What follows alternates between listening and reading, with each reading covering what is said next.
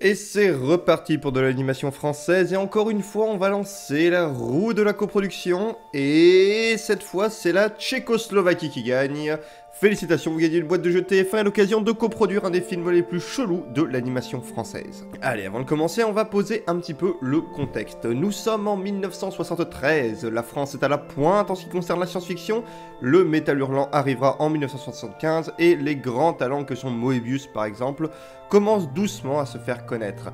Bref, cette période bénite où l'on savait encore faire autre chose que des comédies pourries, et encore une fois, on est face à la preuve que l'argent ne fait pas forcément le film, vu que le film du jour, c'est littéralement fait avec 3 fois rien, et utilise une technique d'animation extrêmement peu chère, mais qui pourtant est toujours considérée, et à raison, comme un monument de la science-fiction.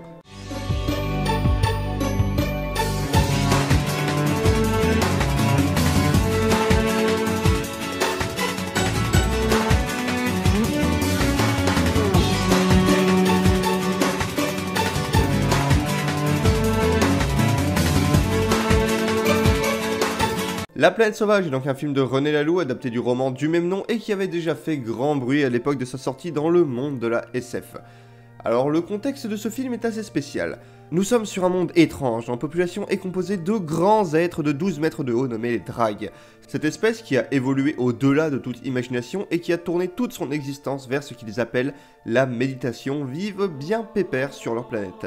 Mais les Drags ont depuis un certain temps comme habitude d'avoir en leur possession de petits animaux de compagnie récupérés sur une lointaine planète en ruine.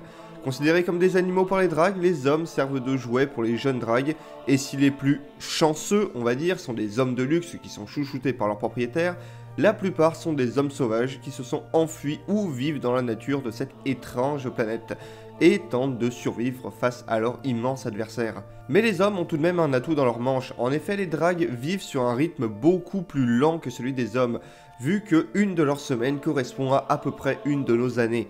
De ce fait, par rapport aux Drags, les hommes se reproduisent beaucoup plus vite, et peuvent donc, de par leur nombre, finir par poser des problèmes aux Drags.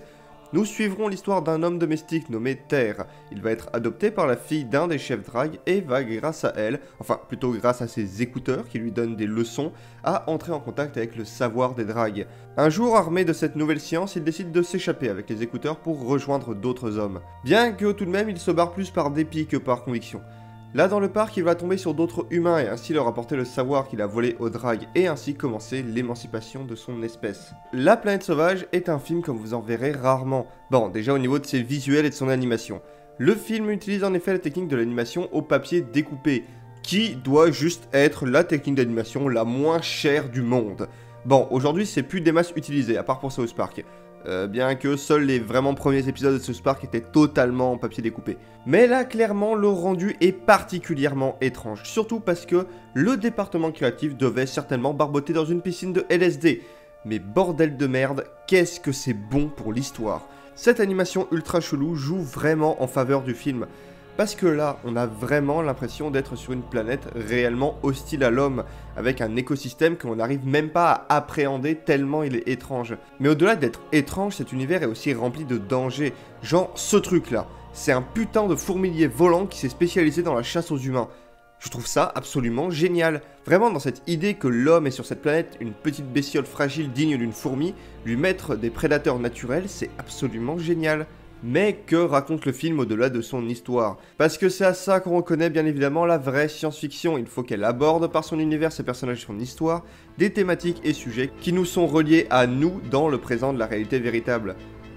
Le film se présente clairement comme une œuvre écologique et notamment axée sur la défense des animaux, ce qui était quand même assez rare à l'époque. En effet, le but de ce film, en plaçant l'homme dans la position de faiblesse par rapport à une autre espèce, pose des questions à ce que nous faisons subir nous-mêmes aux autres espèces pour notre divertissement. Parce que les Drags ne sont pas forcément super cool avec leurs petits animaux de compagnie, les faisant par exemple participer à de cruels combats ou les abandonnant purement et simplement quand ils n'en ont plus l'utilité. Mais même après cet abandon, ils ne cessent de les traquer pour éliminer les nuisibles qui se reproduisent trop. D'ailleurs, cela donnera au film des scènes vraiment dures, et là je pense surtout à la scène d'extermination des hommes sauvages par les Drags. Le parallèle du gaz n'étant évidemment ni innocent ni choisi au hasard. Le film est vraiment impitoyable de ce côté afin, je pense, de montrer comment nous-mêmes nous traitons les autres espèces. Par exemple, après avoir réussi à fuir les gaz, les hommes qui pensent être au bout de leur peine croisent la route de deux dragues qui vont simplement les écraser comme on écrase des insectes. D'ailleurs, les scènes de chasse sont vraiment très marquantes. Au-delà de celles du gaz, les différentes machines des dragues sont vraiment terrifiantes. Elles sont toutes simples, mais justement, elles sont d'une simplicité implacable, et c'est ça qui les rend impressionnantes. D'autant que quasiment tout le film est fait d'un point de vue de drague, et quand je veux dire point de vue de drague, je veux pas dire point de vue subjectif, hein, mais juste que l'on voit les événements comme si l'on était de la même taille que les dragues.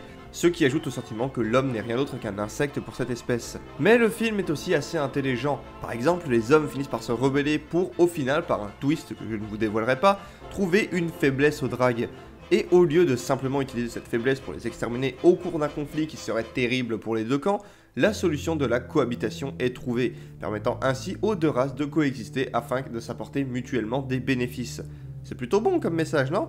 Bon, bien sûr, le film a ses défauts. Le premier, bien qu'il soit totalement subjectif, c'est évidemment l'animation. Moche et irregardable pour certains, apportant un charme et un style étrange et fascinant pour d'autres. Je ne sais dans quel camp vous vous placerez, mais il serait mensonger en effet de nier que le film ne sera pas agréable à regarder pour tout le monde. Après, certains défauts sont plus directs et ne peuvent être passés sous silence. La musique, pour commencer, est quasiment totalement absente, et c'est vraiment dommage, parce qu'une petite musique étrange aurait encore plus accentué le côté irréel de ce monde.